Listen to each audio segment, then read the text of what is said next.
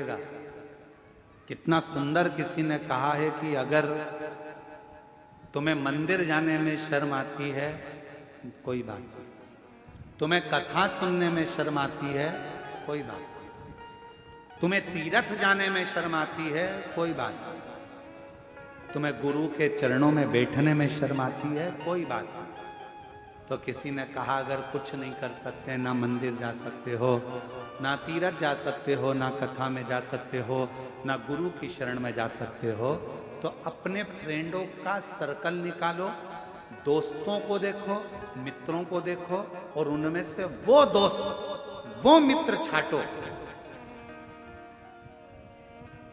जो सत्संग में डूबे रहते हो, भजन में डूबे रहते हो, उनकी संगति करना प्रारंभ, उनकी संगति करना प्रारंभ करो। मालिनी माता पार्वती जी की ऐसी सहेली, पार्वती जी जितना तप करती थी, बेलपत्र मालिनी लाती थी, साज मालिनी सजाती थी, थाली मालिनी तैयार करती थी, वस्त्र आभूषण मालिनी लाती थी। जिस मिट्टी का शिवलिंग, पार्थिव लिंग का निर्माण करना वो मालिनी लाती थी।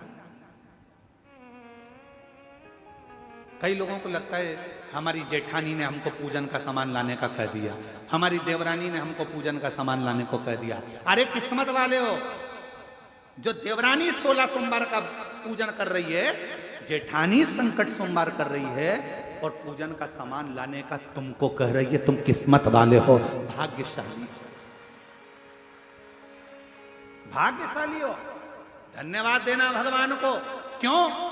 सोमवार, संकट सोमवार, 16 सोमवार, पशुपति व्रत, प्रदोष का व्रत, एकादशी, द्वादशी, तीज, चतुर्थी, अष्टमी, नवमी, नवरात्रे, जितने भी पवित्र त्योहार होते हैं, आपका व्रत होता है और उसका पूजन की थाली अगर कोई दूसरा लगाता है तो जिसका व्रत होता है उसके अंश का आधा भाग से ज्यादा भाग जिसने पूजन की थाली लगाई उसके खाते में चला जाता है।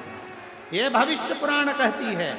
कभी गीता प्रेस गोरखपुर की भविष्य पुराण को लाकर पढ़िएगा, उसमें एक एक बात का वर्णन मिलेगा, कहाँ का पुण्य, कैसा साज।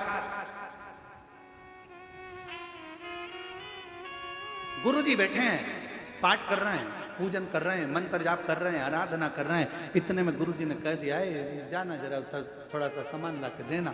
तुमने तो सामान ला कर दिया, तुमने तो जल ला कर दिया और गुरु ने पान कर लिया, जल पी लिया, और जो पान करा, जितना मंत्र जाप गुरु ने करा था उसके अंश का 75% उस चेले को मिल गया जिसने जल भाग ला कर दिया, जिसने जल भाग ला कर दिया। अब आराधना का फल क्या है उसको समझो तो सही। जरा एक आध बार भविष्य पुराण पढ़ो, और अगर भविष्य पुराण नहीं पढ़ सकते तो कुर्म पुराण पढ़ो। कुर्म पुराण में भी इसका विस्तार लगभग